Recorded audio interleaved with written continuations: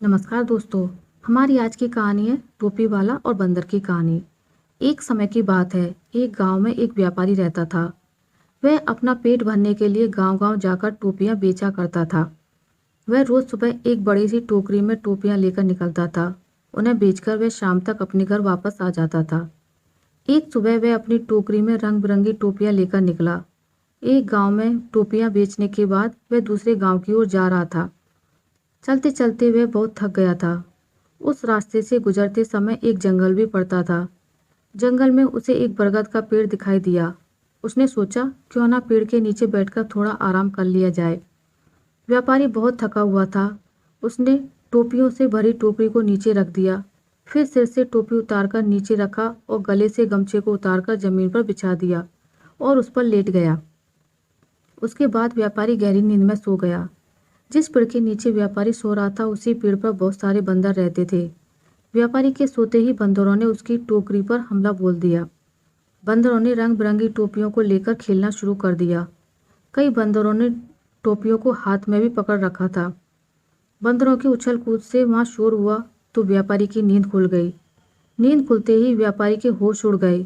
उसकी टोकरी से सारी टोपियां गायब हो चुकी थी।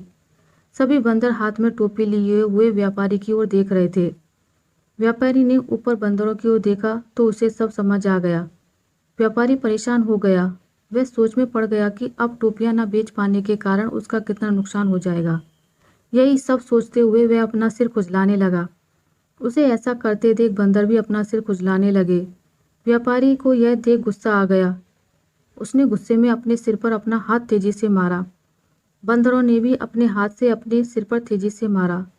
बंदरों को ऐसा करते देख व्यापारी को समझ आ गया कि बंदर उसकी नकल उतार रहे हैं। अब व्यापारी को एक तरकीब सूझी, जिससे वह अपनी टोपियां वापस ले सकता था। अब उसने जिस टोपी को सोते वक्त सिर के नीचे रखा था, उसको सिर पर पहन लिया। बंदरों ने भी झट से हाथों में पकड़ी हुई टोपियां सिर पर पहन ली। अब व्यापारी ने सिर पर पहनी टोपी को जमीन पर फेंक दिया। बंदरों ने भी व्यापारी की नकल उतारते हुए अपने सिर पर पहनी हुई टोपियां जमीन पर फेंक दी। व्यापारी की तरकीब काम कर गई। उसने जल्दी जल्दी सारी टोपियां इकट्ठी की। टोकरी में सभी टोपियों को रखने के बाद व्यापारी वहां से तुरंत उन्हें बेचने के लिए दूसरे गांव की ओर चल दिया। परिस्थिति चाहे जैसी भी हो, हमें घबराना नहीं चाहिए। हर हाल में हमें समझदारी से काम लेना चाहिए। आशा करती हूँ आपको मेरी आज की कहानी अच्छी लगी होगी। अगर आपको मेरी कहानी अच्छी लगी है तो इसे लाइक करें, ज़्यादा से ज़्यादा शेयर करें और अगर आप मेरे चैनल पर नए हैं तो इसे सब्सक्राइब करना ना भूलें। मिलते हैं एक नई कहानी के साथ, तब तक के लिए नमस्कार।